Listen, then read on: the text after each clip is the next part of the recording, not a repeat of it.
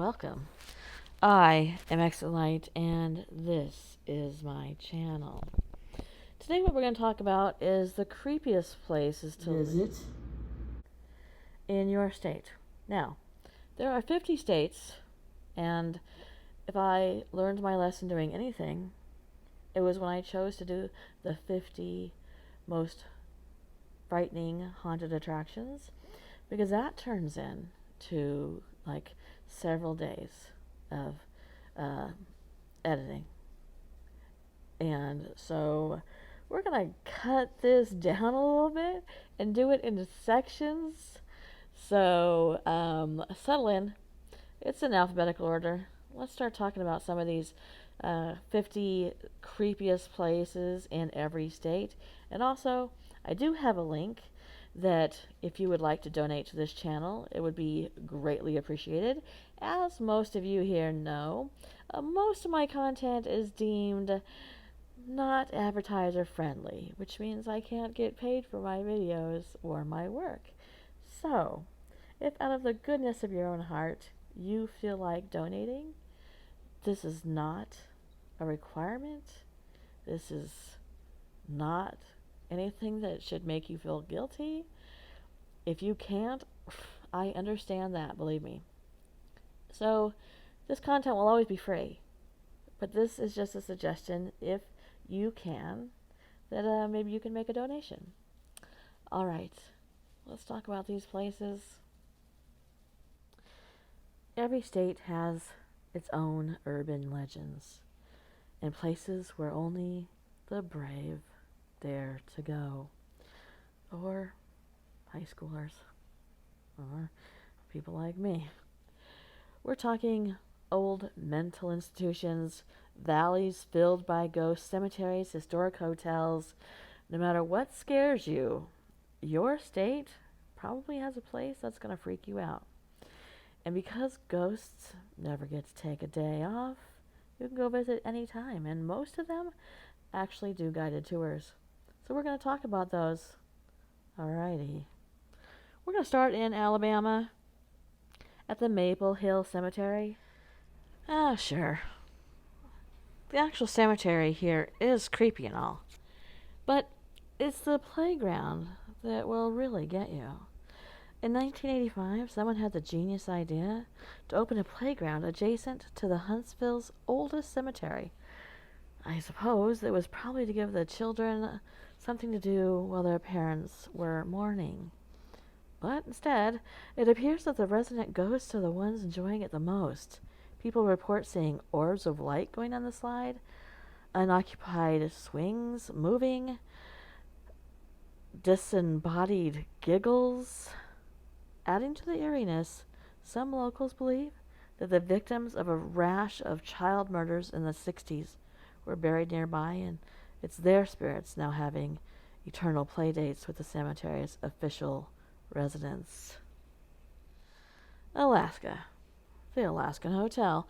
The most famous ghost to roam the halls of Alaska's oldest operating hotel is that of a gold miner's wife who lived here while waiting for her husband to return. When he didn't, she began to support herself by working as a prostitute until he did return. Not exactly thrilled with his wife's choice of career, he killed her. And now guests and staff regularly report encounters, no, not like that, with her ghost. Okay, Arizona. And as someone who lived in Arizona for, well, much longer than I should have, considering I don't enjoy the heat, this one makes me laugh. Okay, so this is the Yuma Territorial Prison. It was established during Western expansion. This Territorial prison scored itself 111 permanent guests during its heyday between 1876 and 1909. Not one to shy away from a reputation of locking people up into hot, dark places. Arizona has designated this a state historical park. Easily one of the creepiest in the nation, and one of the most haunted spots in Arizona. Guides report feeling chills when they pass Cell 14, where an inmate doing time for quote-unquote crimes against nature killed himself. In the so-called dark cell, prisoners in pitch-black solitary went mad, chained to ring bolts in the walls. Sounds awesome. Arkansas. Not a prison. The Arlington Hotel. This grand, century-old hotel is a paragon of ornate luxury, so much so that you'd probably choose to stay a while if you were a ghost, too. History weighs on the side as well as your mind. 4 presidents have stayed here, plus Babe Ruth and Al Capone. 2 completely different people.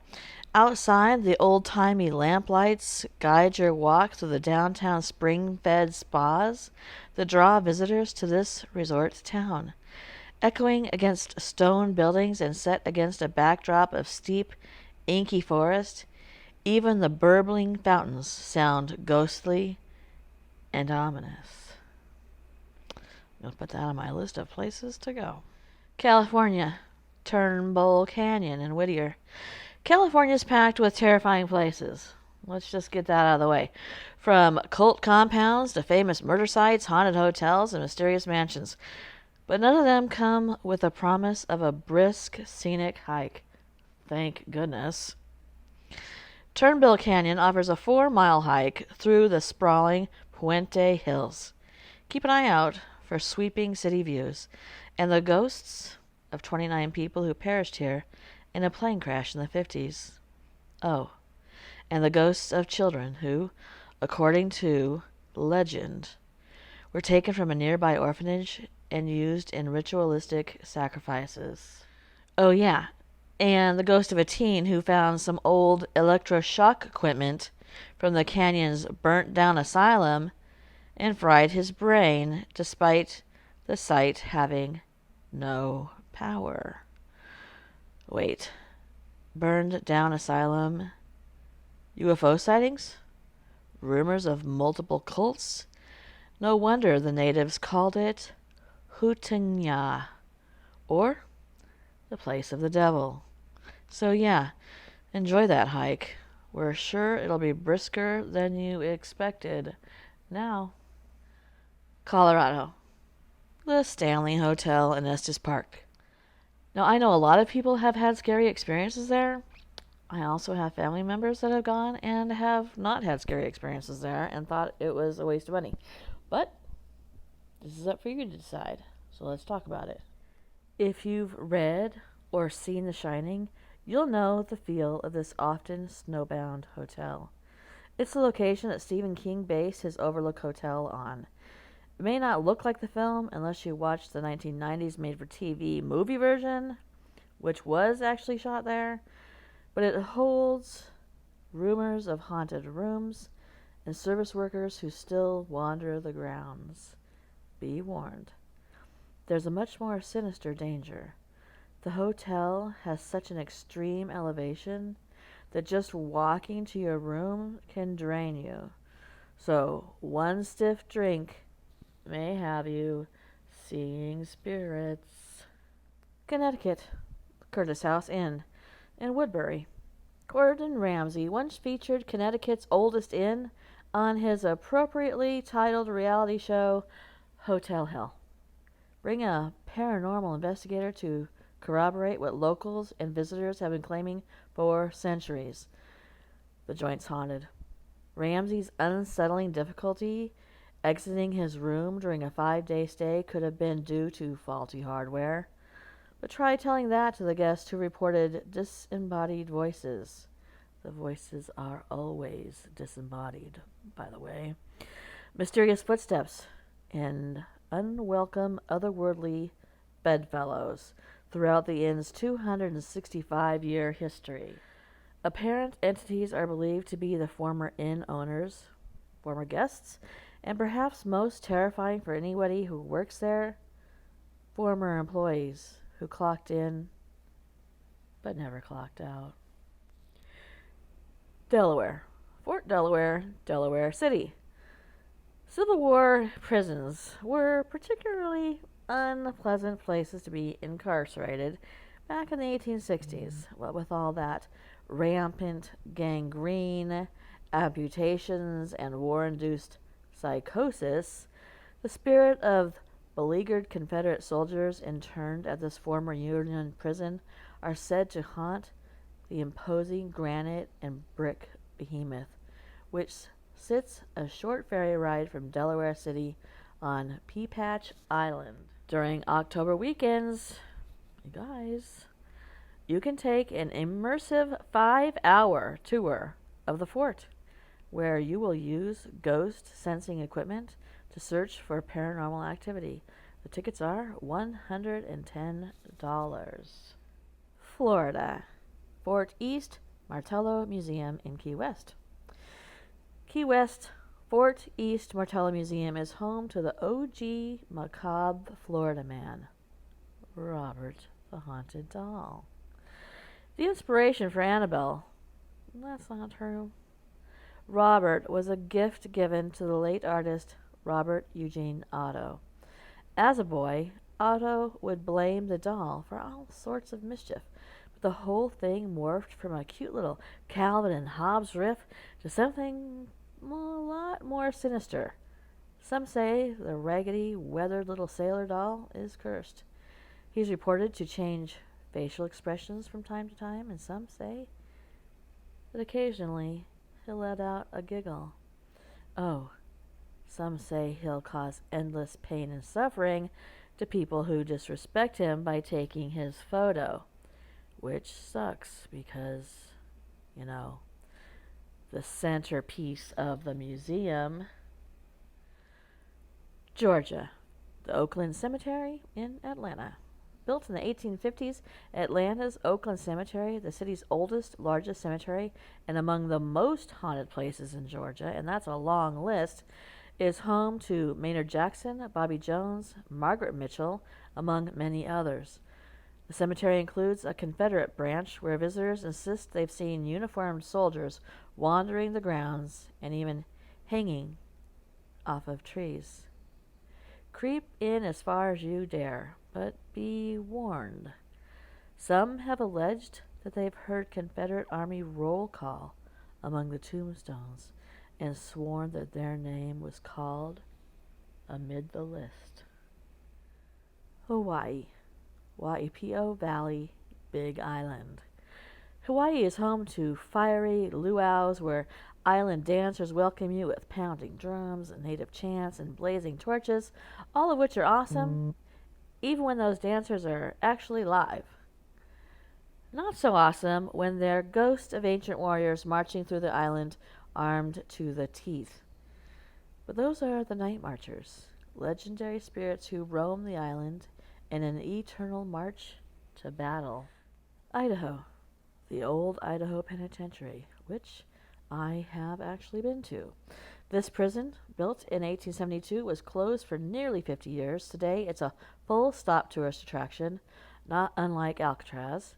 You can tour the place, see where prisoners were held in solitary, and even get a peek at the gallows from death row.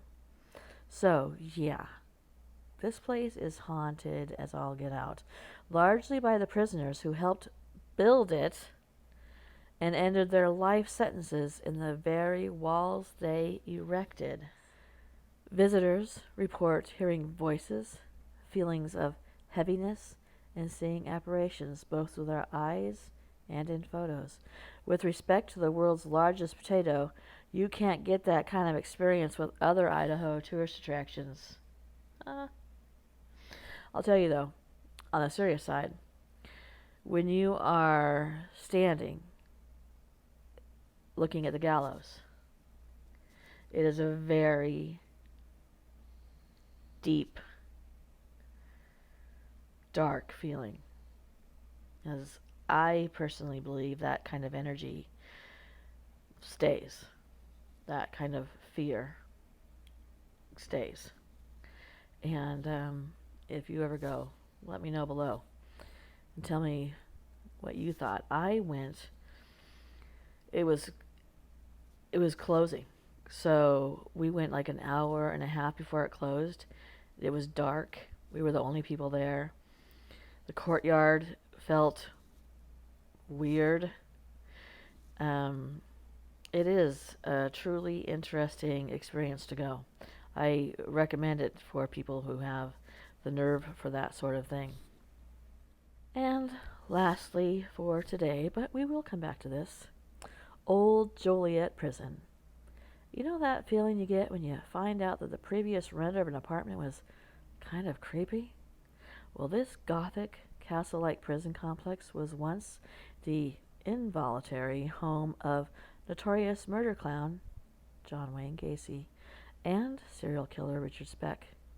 There were riots and slayings and executions and other maladies that made this place Midwestern Oz between 1856 and 2002. When it closed and sat abandoned for nearly 20 years, it's now reopened for tours, paranormal or otherwise, and sometimes host events like movie screenings. The Blues Brothers was famously filmed there. Even without the hauntings, this place would be top-tier creepy. Throw in potential serial killer specters, and you've got a recipe for a nightmare.